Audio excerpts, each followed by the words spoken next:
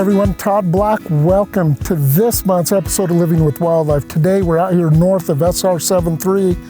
We're with the Division of Wildlife and we're actually capturing some deer with a helicopter and a bunch of people out here helping us. The reason we're doing this is really to continue a data set that the Division started in 2018.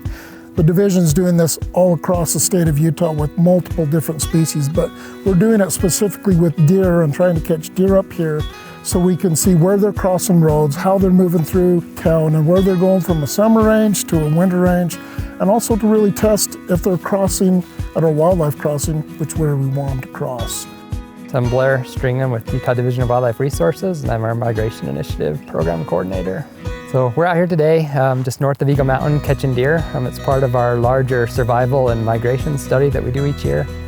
Across the state, we'll catch anywhere from 15 to 2,000 animals a year, anywhere from deer, elk, moose, bighorn sheep, just a variety of animals. It really helps us to learn more about animals. We learn about survival, we learn how long they live, we learn where they migrate to, how they interact with roadways and cities, and it's part of the objective for our study today to look at deer and see how they move through the city of Eagle Mountain and try to develop a corridor where they can safely move back and forth through the city and not impact their migration route. This study is funded by a lot of different partners.